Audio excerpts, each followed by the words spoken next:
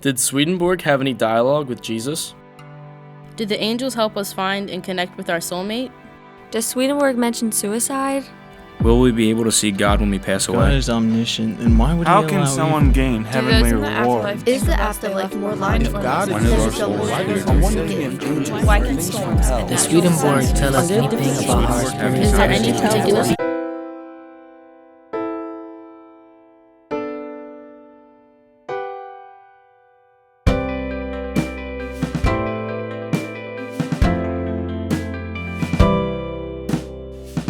Hey everybody, welcome to Swedenborg and Life. It's our 10 question show. This is where we get a panel of Swedenborg enthusiasts together and we take some time to answer the awesome questions you've all submitted throughout the various forums, YouTube comments, etc.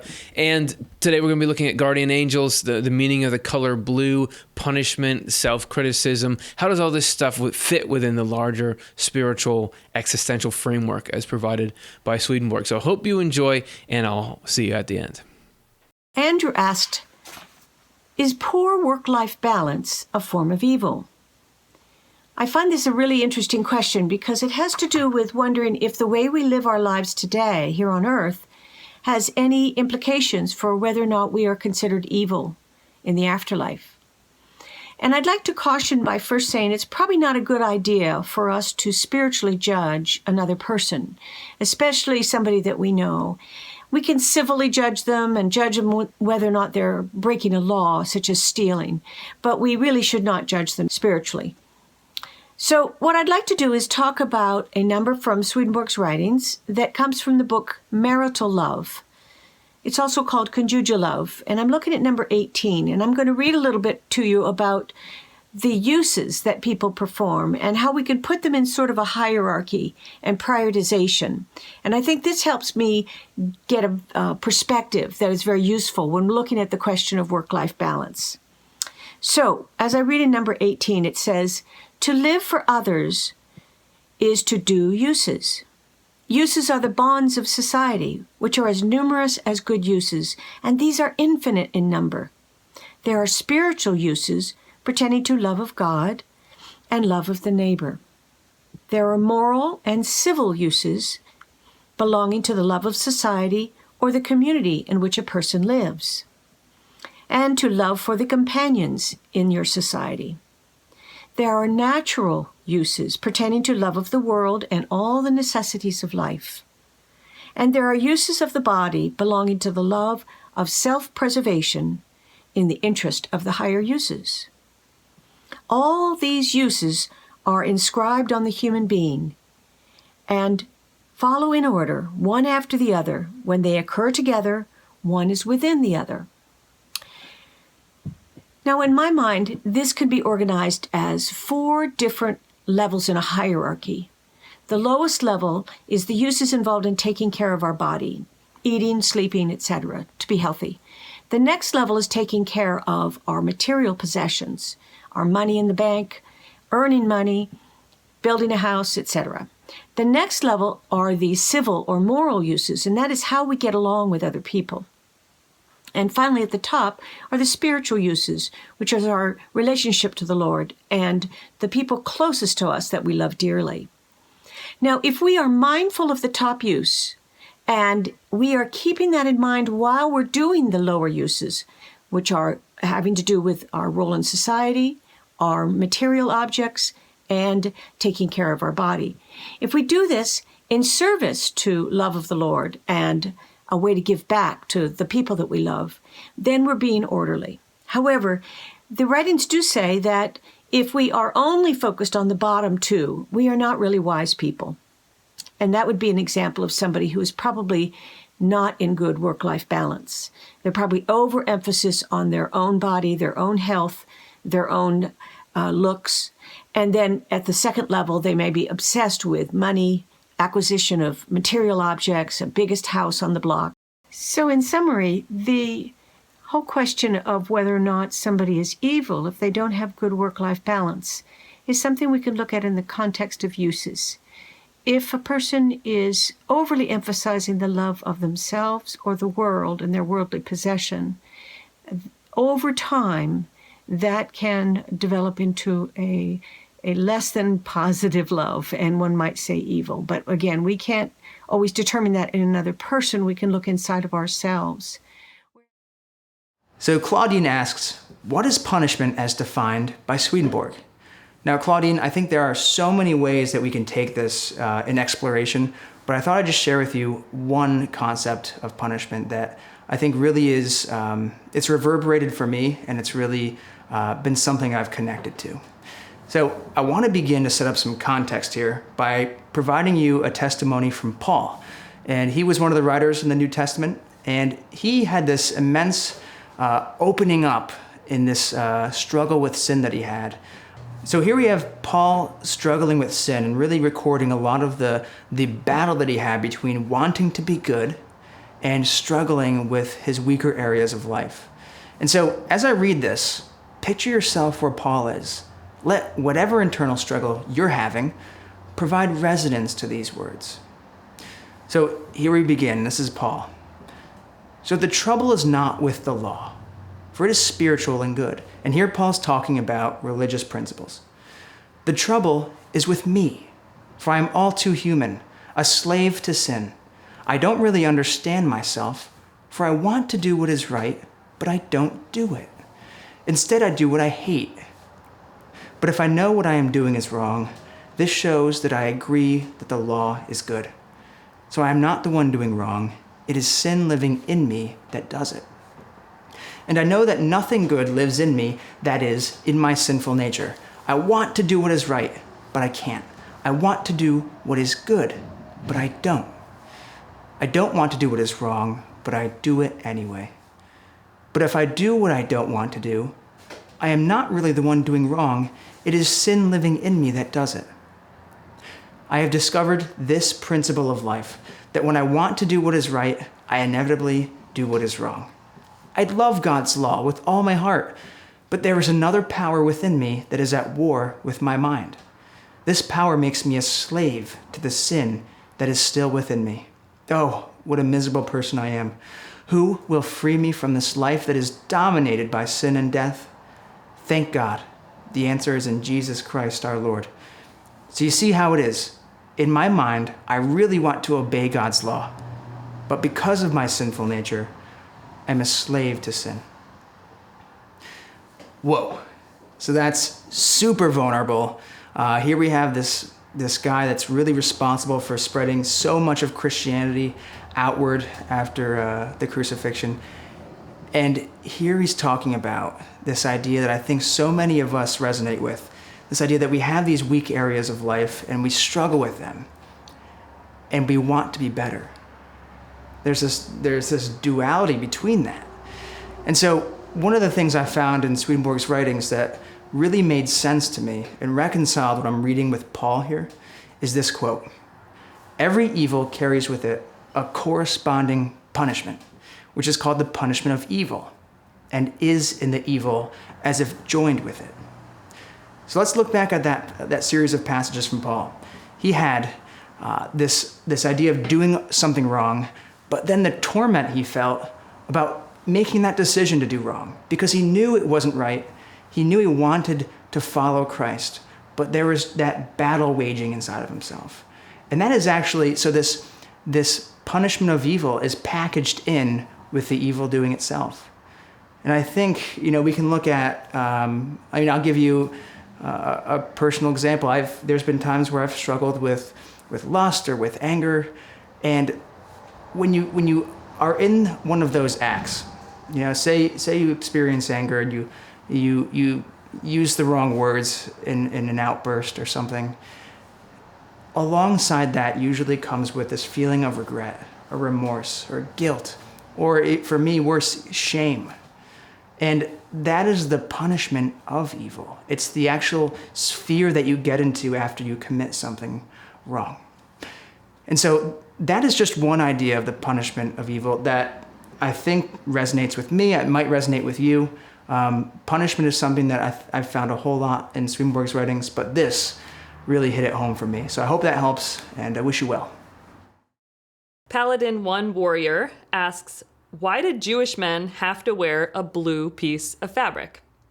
And I think that this there could be a couple of different things. The high priest has blue in his garments, and it does have a similar meaning to what I'm going to talk about. But there's a specific number in Numbers, in the book of Numbers, that talks about that it's actually a commandment that the Israelites needed to wear this blue thread in their garments. And this is the quote. I'm going to read it. It's from Numbers 15:37-41. The Lord said to Moses, "Speak to the Israelites and tell them to make fringes on the corners of their garments throughout their generations, and to put a blue cord or blue thread on the fringe at each corner. You have the fringe so that when you see it, you will remember all the commandments of the Lord and do them, and not follow the lust of your own heart and your own eyes. So you shall remember and do all my commandments, and you shall be holy to your God. I am the Lord your God, who brought you out of the land of Egypt to be your God. I am the Lord your God." So that's a great commandment, and it's written right in there that the fringe and the blue thread, the fringe on the corner with the blue thread, is meant to remind them of the commandments, all of the Lord's commandments, and to do them. But what does this mean on an inner meaning? Like, it's got to have layers of meaning. We know that from Swedenborg, and there is some cool stuff in there. So first of all, it's their garments, and garments is a symbol of truth.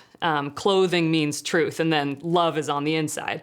And so garments are truth, and you wear them. You wear these true ideas. And I think that we can get caught up in this idea that we know what's true, that it just, we have it.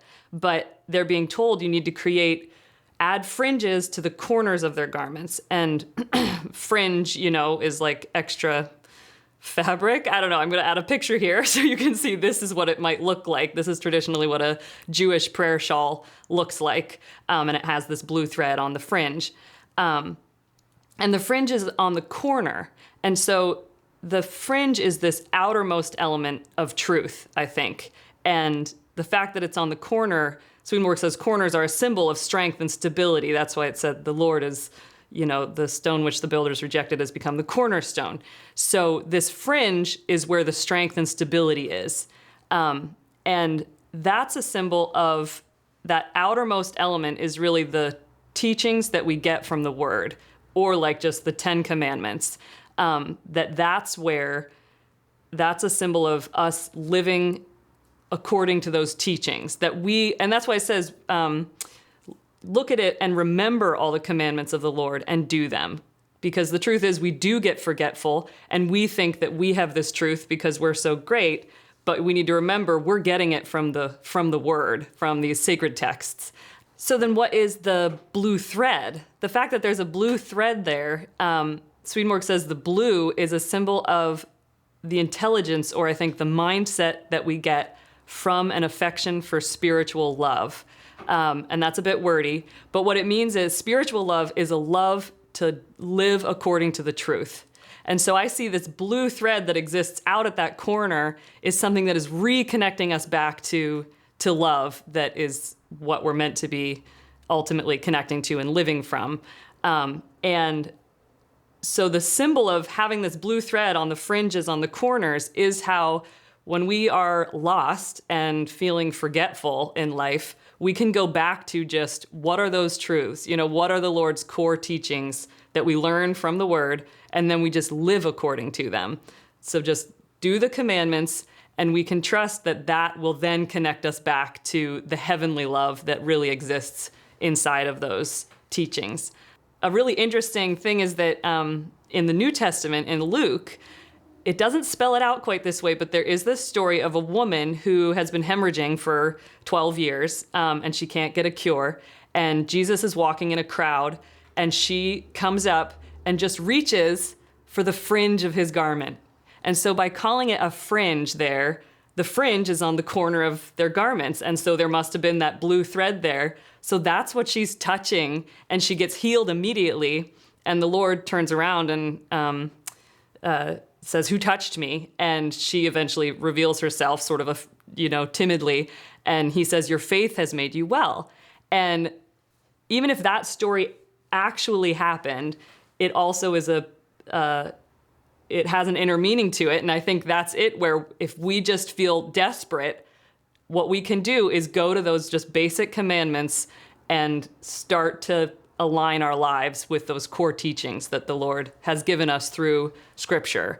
And that, it takes humility, but that really is going to be starting us on this huge trajectory towards heavenly love and this transformed life.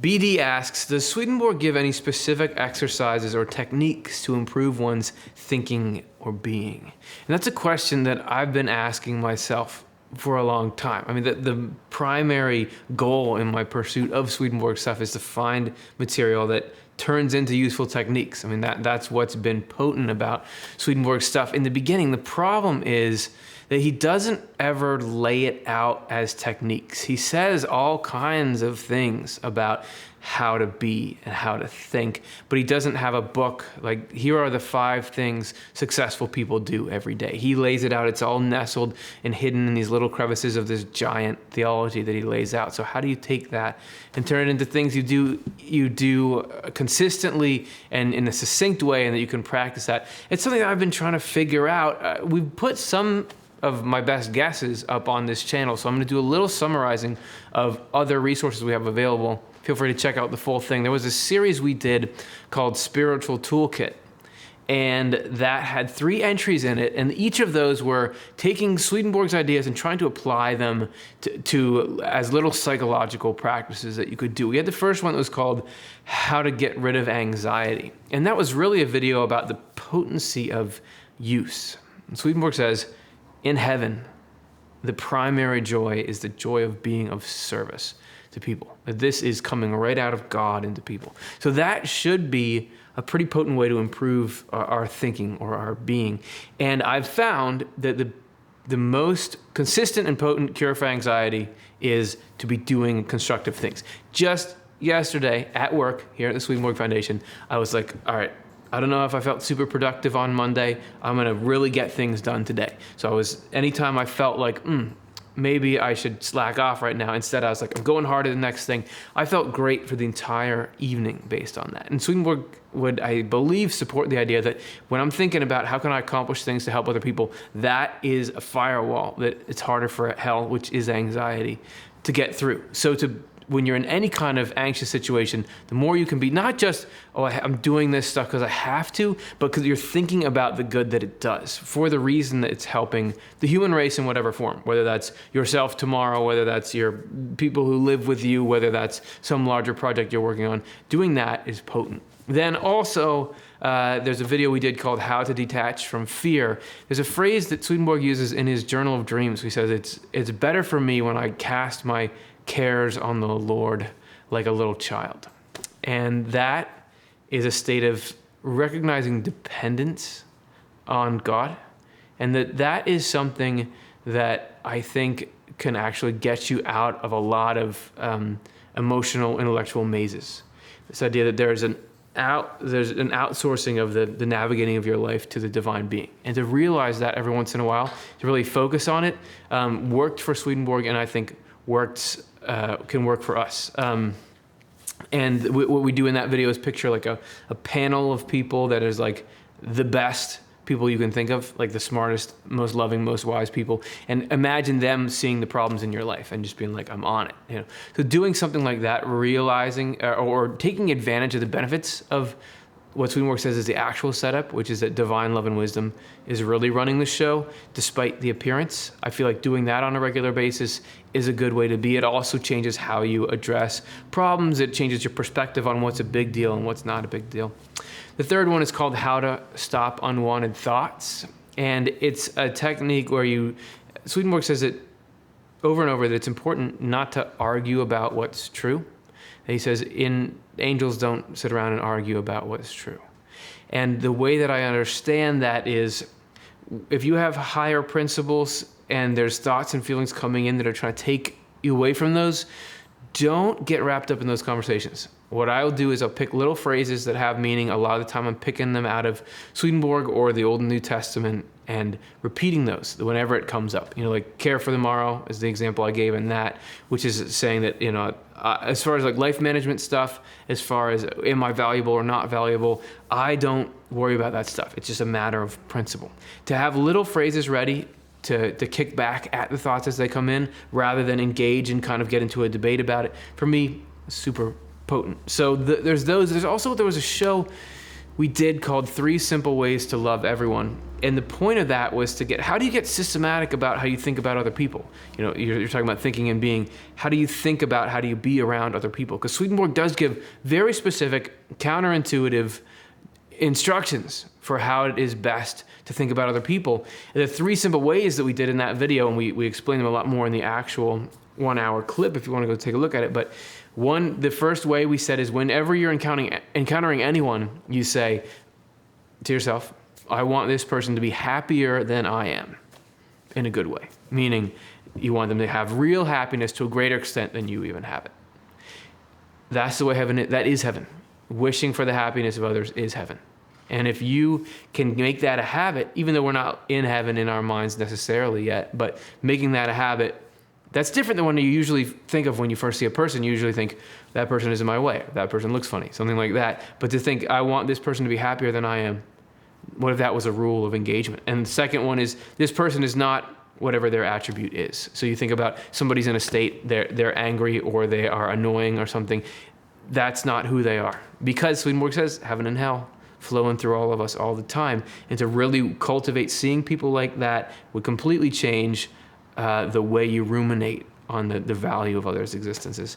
And then finally thinking about this person as a future, to imagine anybody you meet as a potential angel that continues to develop in skill and in particular usefulness forever. You just don't think of people as things that are that important. You just think of them as sort of disposable things that are at the periphery of your life. But people are eternal. That's what Swedenborg is saying. So I give those examples because those are some techniques of how could you do that every time. Overall, even with all the content we put out on the web, there's a lack of applicable techniques. And that's hopefully the next kind of steps we'll be taking here, is to develop things that you can take, apply, and improve. I love it. Improve one's thinking and being. So that's what I have to say, BD. Thanks for the question. And if any of you out there have any insights, or BD, if you have insights, let me know, because I'm always looking for, how do you improve life through this stuff? So thanks. Regina asked, what about people who have no or limited choices due to war, hunger, forced indoctrination? And Dear Dad asked, I still can't understand why some of us have so many privileges, why many are so poor that they don't have the energy for spiritual things. And we just released a show called Life Isn't Fair, or Is It? Specifically about these kinds of questions. But I feel that behind all of these kinds of questions is a question that Harlan asked during one of our shows, which simply was, is God fair? And I thought that was a great question that I think is behind all these kinds of questions, asking about the injustice in the world and why God allows it.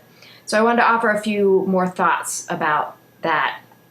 And sometimes people will say, now don't give me that free will stuff, which is understandable, but you really can't dismiss that. And for more discussion on that, the importance of free will, the crucial importance, see our shows, Why Bad Things Happen, Spiritual Freedom, and What God Can't Do. But I want to move on to some other thoughts to offer in addressing the question, is God fair? I want to offer the thought that when we're looking at trouble in the world, we're not looking at whether God is fair or not, but whether humanity is fair or not. And what we're directly seeing is not how God works, but how humanity reacts to God's gifts. Swedenborg learned that there are levels of consciousness and awareness. He learned that though there is endless variety in heaven, there are 3 major levels of heaven that relate to 3 major levels of awareness. Each level sees life from a certain perspective. Divine Love and Wisdom 202 says, there are 3 heavens in the spiritual world. The thoughts of angels of the highest or 3rd heaven are thoughts of purposes. The thoughts of angels of the intermediate or 2nd heaven are thoughts of means. And the thoughts of angels of the lowest or 1st heaven are thoughts of results. Thinking on the basis of means and purposes comes from a higher level. And then Divine Love and Wisdom 203 says, Since the deeper reaches of our minds are like the heavens as far as levels are concerned, their processes of perfection are similar. However, these processes are not perceptible to any of us as long as we are living in this world, since we are then on the lowest level, and the higher levels are unrecognizable from the lowest level. So he's saying that there are 3 levels of awareness, of perspective in the spiritual realm, and we have the potential for those levels in our minds too. And the 3 levels of perspective are from purposes, from means or causes, and from results. And the earthly point of view is on the level of results. So here's an analogy to think about. A child has a painful spot on her skin that's swollen and inflamed. All she knows is the results. It hurts, and that always feels unfair. Now, an adult can know to look for a cause of the pain and can find that there's a splinter in there. An adult can also know that the swelling and inflammation are brought about because there's this immune system that has a purpose to protect the body from threats. And as the immune system responds to the germs on the splinter, there's swelling and infection as the white blood cells die in the battle. So the result of the situation was pain and infection, but the cause was the splinter, and contained in the painful result is the protective actions of an immune system whose purpose is to heal the body. That infection can actually help drive out the cause eventually, like when you lance an infected wound, and as the infection comes out, it carries out the splinter and germs too. But there's even a purpose to the pain that the child was experiencing. The pain is an alert that something's wrong. A threat has invaded the body. Pain is calling attention to a problem that needs fixing. And getting that splinter out might hurt even more, the process of it, but it's the only way to get it out and heal the underlying problem. So during earthly life, if we look around us and only look at painful results, we're looking at it from a very low perspective. In our bodies, we don't even realize how much disease our immune system is constantly preventing. Similarly, we don't realize how much suffering God is preventing at every moment. But when the system has been over-abused, disease can result. And disease that is deep in the body, unseen, is much more dangerous than disease that is coming out on the surface. If disease is unknown and unseen, there is indeed an immune system working on it, but the person themselves might be continuing behavior that's actually feeding the disease and making it stronger. So when we see disorder and evil and suffering in the world, that means it is being driven to the surface, and the divine immune system is working on driving it out. We have to be alerted to the problem so that we can think hard about how we might all be perpetuating the problem through our own thoughts and feelings, our own actions or lack of actions. We can be alerted about how we need to help each other see what needs to be stopped and take actions to stop it. So when looking at painful situations in the world, there's no relief or answers in staying stuck in the perspective of results. The results are there to wake us up, but we then have to move up mentally to the realm of causes and purposes. What are the causes? What are the evil purposes driving the harm? What are the good purposes that would confront them and need strengthening and support in order to succeed? And what each one of us do to help? The very reason we can even notice that things are unfair on the earthly level is because of divine inflow, which is always working to set things back into order. It's God who is alerting us to see injustice, that something's wrong, that behaviors and attitudes need to change. But just seeing it isn't enough. If we stay just seeing it and lamenting about it, nothing changes. We have to then take action. God's love and wisdom are always flowing in to set things back into order, but we human beings are the instruments through which the order must come about. We were created to be the instruments through which a willing consent to goodness, altruism, justice, compassion, and generosity toward everything in creation happens. And then the healing union of all of creation with the love of the Creator can take place. To be upset about the symptoms without being willing to investigate the causes doesn't support the genuine divine cure or the divine healer who's constantly at work. Now, the dark side wants to inspire hopelessness, but I think things can only seem worse because our awareness of evil is getting better. Only because we're getting better at being able to know what a healthy way of life on earth should look like. It used to be that slavery and oppression and abuse were widely practiced openly with no real opposition. It was widely accepted that conquerors got to abuse and exploit the conquered, that owners of women, servants, children, animals had a right to abuse them. Now it has to be done in sneakier ways because more of humanity is no longer willing to tolerate it and will look for ways to push back. That is huge progress. There's still a long way to go, but that's huge progress. And remember, too, that everything external that happens on earth is temporary. After the very temporary suffering of life on earth, innocent victims will have all that pain washed away and healed in the afterlife, while willing perpetrators will suffer the consequences of their choices. So, also, we have to think about to have evil suddenly all wiped out would not be as pleasant an experience as we might think it would be. We have to understand how connected we all are. Our own negative thoughts and feelings connect us to these same dark forces that inspire the worst outward evils. And to wipe out all evil suddenly would put us into anguish way beyond physical hardship because it would be ripping apart our spirits, basically.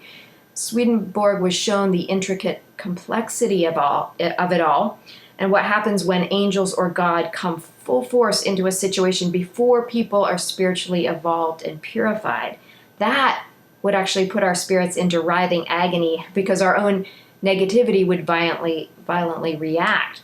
The procedure has to follow a certain gradual order, or humanity could not survive the process. It's like the divine has to work carefully like a surgeon removing a tumor that has become entangled with the essential organs. So yes, God is fair. I want everyone to be able to believe that. In the moment, of course, all we want is the painkillers and the quick fixes without a serious change of individual and collective lifestyle, which is a lot of hard work. But only a genuine cure will bring lasting happiness. So when the symptoms arrive, bad things happening in the world, I believe there can be less anguish and delay if we can let our upset push us up into higher levels of mind, to think about causes and purposes, and from there ask God, how can I be part of the cure? Hey, so I'm jumping in here because as a sort of extra this week, we have some art that somebody sent us who's a fan of our show. And so in the past, we've had people send in graffiti art or music or videos that they've made. And we just love it when people get creative and enthusiastic about these ideas that we share. And so this week, we have a coloring book that Trisha Lamb made for us. And it's based on the inner meaning of the 7 days of creation. So we're going to share that with you now.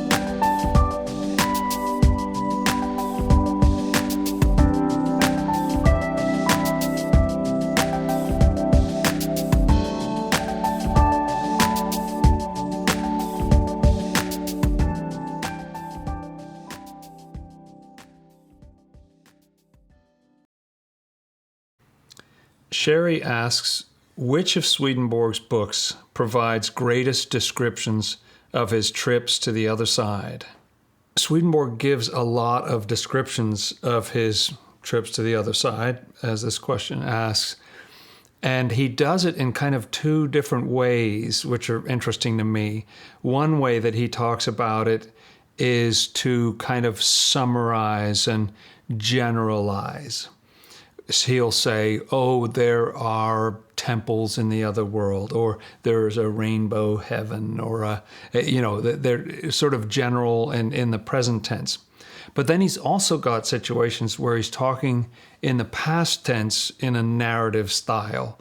It's a specific account of a particular experience that he had. I went here, I saw this, I asked the person this, And so these are two different kinds of approaches that he has. In his first major published theological work, Secrets of Heaven, he has kind of a mixture of both. And at the beginning of the chapters, he'll have some spiritual experiences like that. But the work is 12 volumes long in current editions. It's going to be 15 volumes long in the NCE. It's a lot to wade through to get those spiritual experiences, because there's also a lot of biblical exegesis in there. There are a number of Swedenborg's works where he's actually just talking about theology, or what you might call doctrine or something, and you hardly get any spiritual experiences. They're based on his spiritual experiences, but you don't hear much about them. So earlier on in his published works, you have these this kind of mixture of the kind of summarizing and the narrative, and it goes back and forth between those two.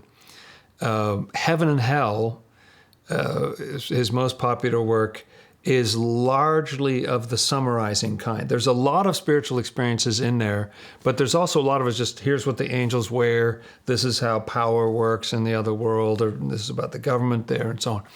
And the more on that summary nature, but I find it very satisfying for just giving that an overview. Later in his works, like over the time that he was publishing, toward the end, he started to include these long narrative accounts. In the older translations, these are called memorable relations. In the New Century Edition, we call them memorable occurrences.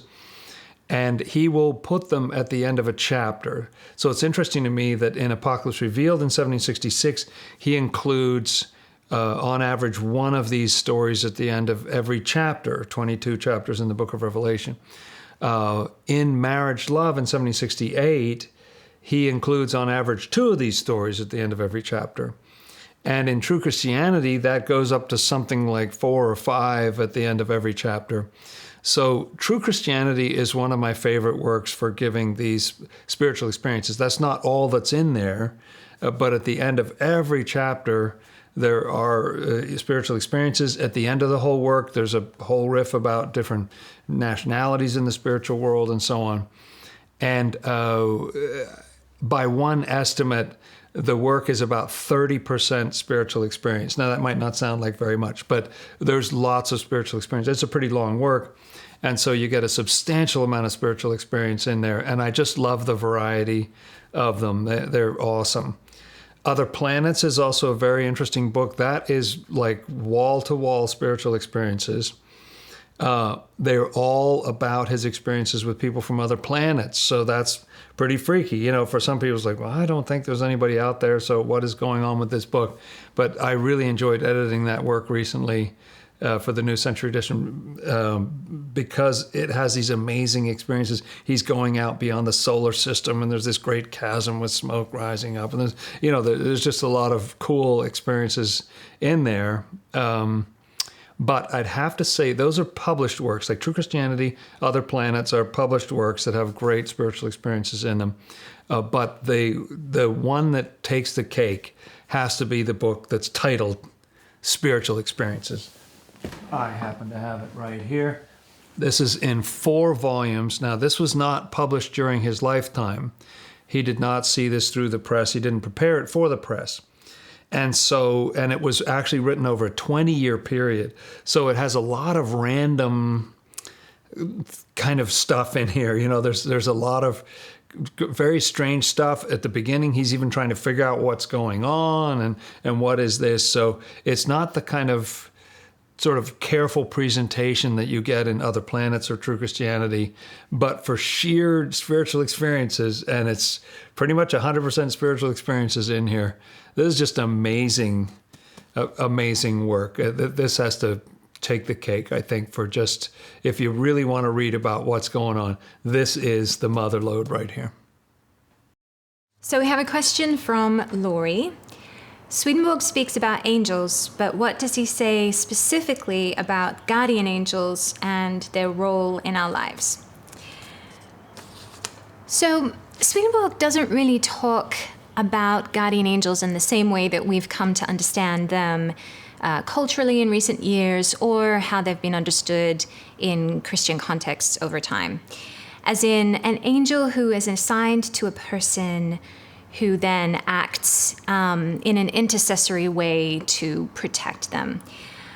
For Swedenborg, the connections that we have with angels are perhaps not quite as personal, but in a way they are actually even more intimate. So, according to Swedenborg, of course, the earthly natural world is very closely connected to the spiritual world. And everything that is in this natural world arises from and has life from an inflow from the spiritual world. And one of the ways that this is manifested is through us, through our connection to spiritual beings. And so we, each as people, are progressively connected. We are first connected to spirits in the world of spirits, and then we are connected to angels, and finally to the Lord. And this is the way it is for everybody. This sort of connectiveness is embedded in God's design and structure for reality, and we wouldn't have any life at all without this connectiveness. Now, specifically, the way this plays out in our everyday life is that this connectiveness is designed to preserve our freedom of choice. So according to Swedenborg, we are all connected to 4 spirits. 2 of them are evil spirits, and 2 of them are heavenly spirits or angelic spirits. And Swedenborg calls these associate spirits. And so one of each of them is connected to our will, right? The part of us that contains our desires and the things that we love. And so 2 of those spirits are going to flow into and try to affect and influence our desires and the things in our will. 2 each of them are also connected to our understanding. So that's the part of us that contains our concepts and the ways we think about things.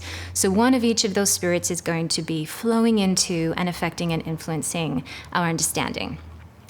And so this connection is happening all the time, and the connection, therefore, to both heaven and hell places us in a balance, and we get to choose in freedom how we're going to respond to these different sets of influence. So this is happening, as I said, all the time, but Swedenborg talks specifically about how it plays out in spiritual temptation, which he defines as a time when we might be experiencing a conflict or a dilemma that we feel anxious or uncomfortable about that's manifesting in our conscience. And so when we're experiencing that, we're also experiencing a kind of conflict between these 2 sets of spirits. The evil spirits are trying to force their influence upon our desires and our thoughts, and the angelic spirits are defending us. They are also influencing our desires and thoughts, but in a way that tries to engender in us hope and trust, in a way that tries to strengthen us, and a way that helps us to recognize our own freedom and to make the choice to lean into the good things of love. And so this kind of defense certainly plays out with intensity during spiritual temptation, but it's also happening all the time. Swedenborg puts it this way. He says that angels are defending us and helping us in every instant and every fraction of an instant. So that seems like a really beautiful and intimate way to be present with us. What's an important thing to understand, though, about this presence is Swedenborg is really clear that these associate spirits are not aware of their presence or connection to us. And this is for the sake of protection. Now, angelic spirits, of course, would never try to force their influence upon us. Our freedom is important to them.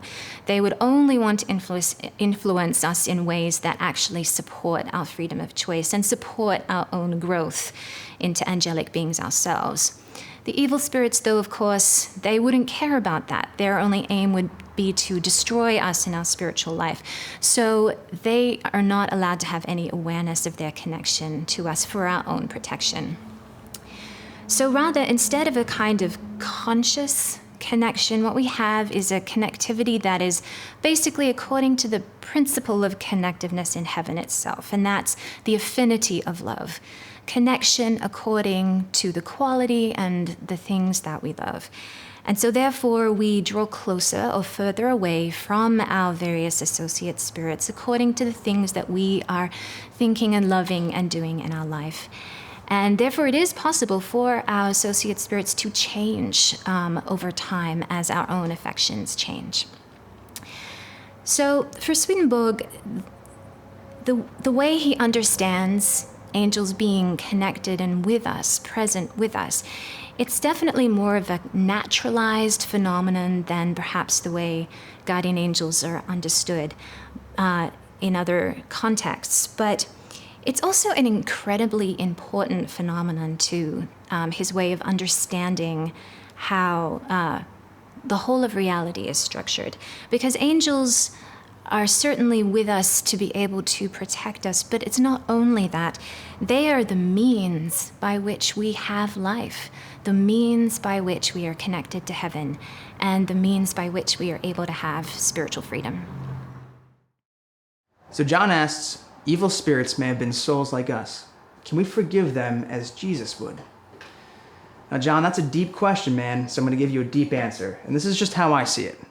If forgiveness becomes the posture by which we interact in the world, we're living in harmony with Christ. This goes for every interaction, whether it be human to human or something else, like evil spirits. After all, God is constantly forgiving us.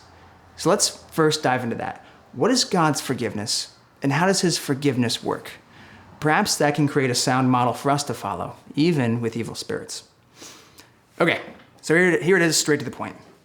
There is nothing we can think or do that will invalidate God's love and forgiveness. Our actions have no bearing on God's forgiveness for our sins. His forgiveness is unfaltering. That being said, we can either receive or deny God's constant forgiveness by how we live our lives. So if we create a harmony with love via faith and charity, living by principles that teach us to be good people and grow, serving the neighbor and serving the Lord, that's when we open ourselves up to forgiveness. But we also have the choice. The Lord always gives us a choice to embrace him, to embrace love, or to go a different path, to live more an ego-driven life or something that is intensely materialistic. There are options that he gives us. And so depending on what we choose, we can embrace his forgiveness or not. So John, I think it has less to do, my answer has less to do with a specific example of forgiving an evil spirit and more to do with, one, buying into the system, buying into what forgiveness is, what it does, and how you grow from it. So I thought it'd be kind of cool to give an example from the New Testament, which honestly is littered with ideas about forgiveness that the Lord talks about. So here's one I took from Matthew 18. It's called the parable of the unforgiving servant. And it's a small snippet, but I think it provides a really concise view of what we are to do with forgiveness. So here we are with Peter talking to the Lord. Then Peter came to him and said, "Lord, how often shall my brother sin against me and I forgive him? Up to 7 times?" And Jesus said to him, "I do not say to you up to 7 times, but up to 70 times 7. This is a really important concept because here we have Peter talking about this idea of a limit to forgiveness. And I want to give you some insight here. The correspondence of the number 7 is infinite. So here we have the Lord using 70 times 7. So this idea of 70 times infinity for the amount of times that we're to practice forgiveness. And so right here we have the Lord saying clearly, forgiveness needs to be the means or the compass point by which you live your life and see relationships, see each other, see your faith. So why is forgiveness such a consistent theme in the Bible? Well, here's what I got for you. I just want to break down What happens when we choose not to forgive? And that might provide an answer to why you see forgiveness show up so many times in the Bible. When we don't forgive, say someone hurts us and we experience this singular moment of pain, we actually can create an ecosystem inside of ourselves that allows that pain to flourish and show up in many ways, whether it's anger or contempt, hatred, vengeance. And if you notice, all of those variables, they're actually characteristics of hell. They're the ideas that keep us shackled and tormented in the natural world. And they actually create a prison for us unless we release that, unless we buy into the system of love that the Lord is constantly seeking for us to enter into.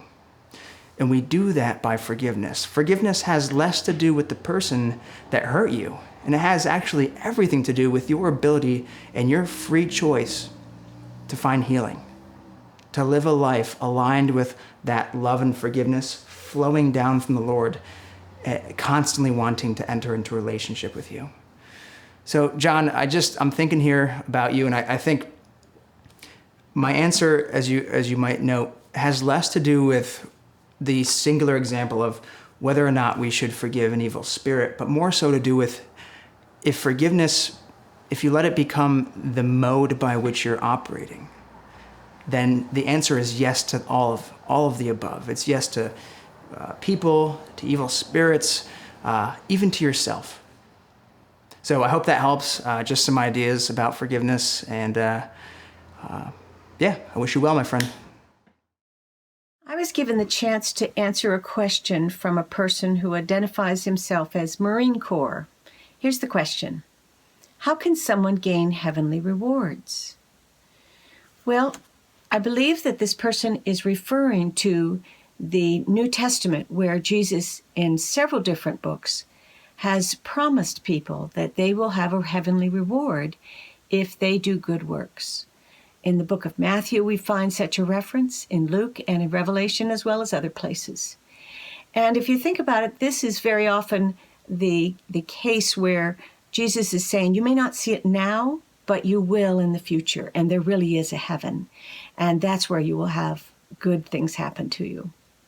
Well, I'd like to share with you something that I have learned when I studied the writings of Swedenborg, particularly in the book of Arcana Celestia, or Heavenly Secrets, number 3688. And it inspired me to write my own book, which is this book on altruism.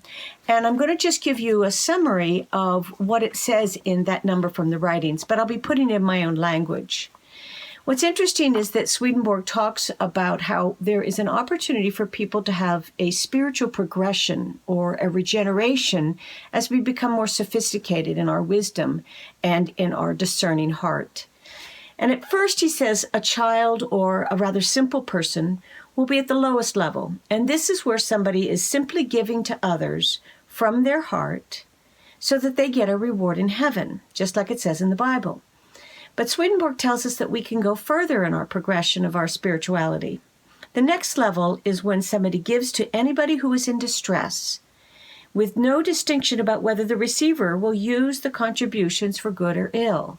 For instance, if you were to walk through New York City with a bunch of $100 bills and just hand them out one at a time to anybody you see, with no thought or even wondering about whether or not the person will use them for weapons or will they use them for food for their family, then you're not really using much discernment. You just see, oh, that person's in distress. Here's $100. So that's the second level. Getting a little more enlightened, a little more spiritual is the third level. And this is where Swedenborg tells us that a person would be given to people that are thought to be upright, but they're groups of people. For instance, it might be the group of people who run the Red Cross. Or you might give your time to the local charitable organization that collects food for people who need it. Or you might give money to the local ballet. So you look at groups of people, you like what they're doing, and you give to those organizations. Now, each level, as you move along in your spiritual development, hopefully you're caring less and less about rewards for yourself and more about doing a good thing. Now, the final stage that Swedenborg talks about is where you are searching for what is good in an individual and support that component. You see the Lord within that person, and then you choose to be altruistic or supportive to that person. If this is done with a full heart and an acknowledgement that all goodness comes from the Lord, then you are regenerating. And what's interesting is that we are also told that when we die, we arrive in the world of spirits, and we are gravitated toward a group of people who have similar loves that we have. And that is like a reward in the sense that you have an opportunity to serve other folks in heaven, and you get to do it with people who are kindred spirits to you. So it's not so much a reward in the sense that you get to passively just sit there and hold your reward, but you get an opportunity to be useful with like-minded spirits. Harlan asks, was Swedenborg ever self-critical? And I want to say that you can think of being self-critical in a couple of different ways, and I'll try to address each of those. First of all, I think of self-critical as the emotional condition of being chronically wounded at your own insufficiency.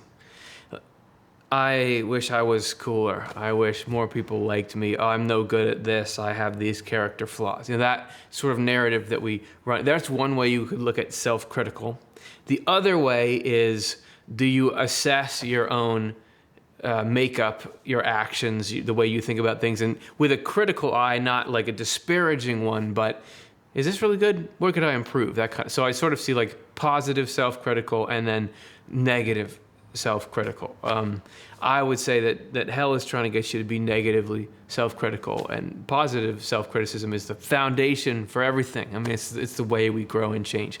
I would want to focus on, so Swedenborg, I would say all of his criticism that you hear in his writings is in this second category of positive self-criticism, but it sounds a lot like negative self-criticism, and that takes us into a little discussion of what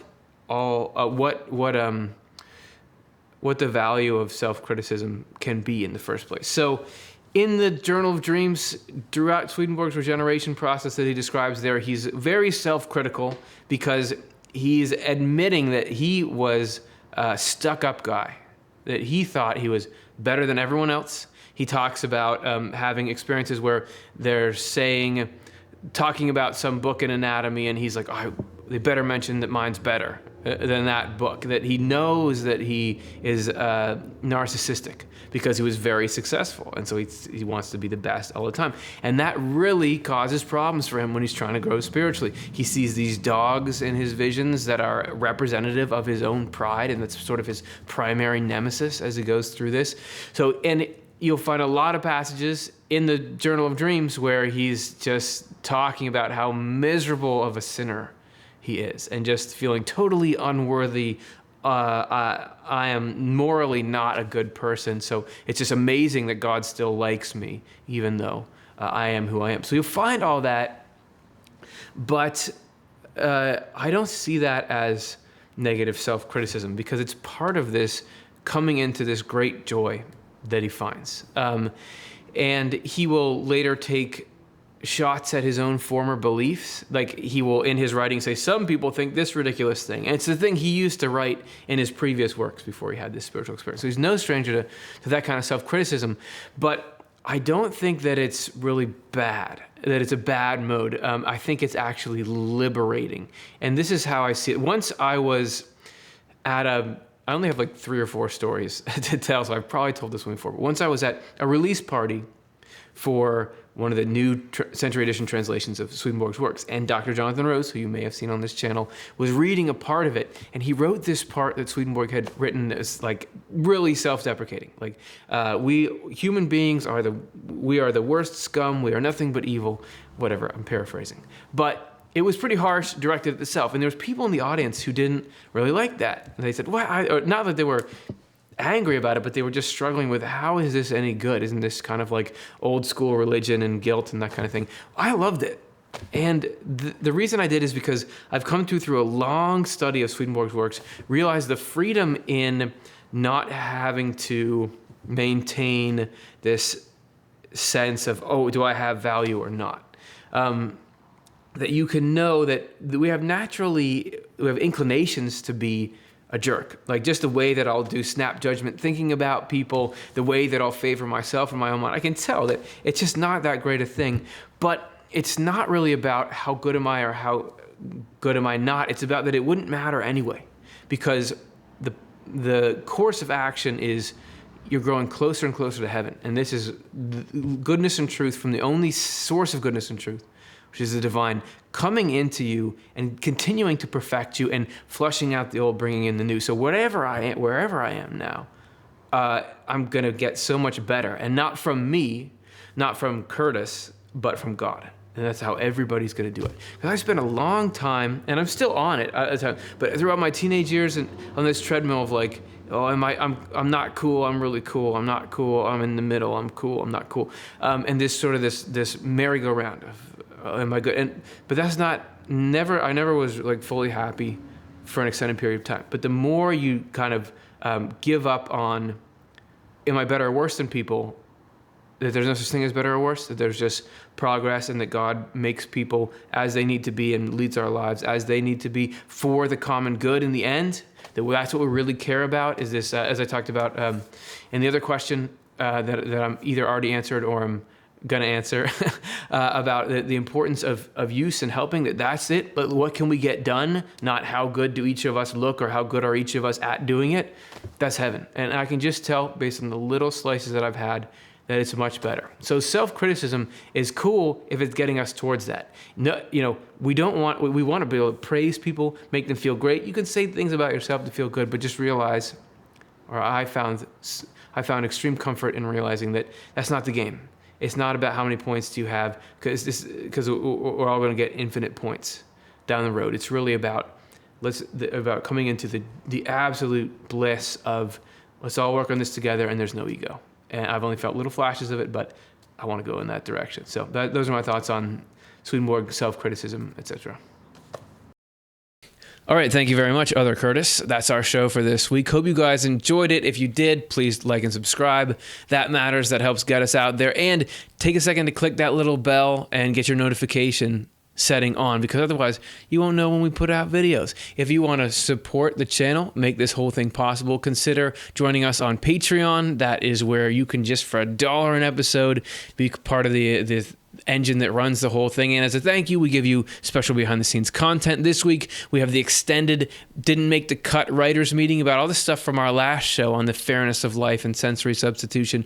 We talk about the stuff that was so cool but we couldn't quite find a place for it, so fascinating Swedenborg ideas in there. And next week we're going to be back at it. We're actually going to be having a live community chat on Monday at 8 o'clock. This is a chance for all you guys to get to weigh in, give input. We can ask and answer some more questions, and we can also, I want to hear from you, what does the whole thing mean to you? It's a chance for us to all get together, hang out, and party. So hopefully you can join us then. Thanks for watching tonight. Swedenborg and Life is Amy Aquarola, Morgan Beard, Curtis Childs, Karen Childs, Matthew Childs, Alexa Cole, John Connolly, Cara Dom, Chris Dunn, Stuart Farmer, Ben Keys, Reed McCardle, Chelsea Odner, Jonathan Rose, Shiloh Silverman, and Shada Sullivan.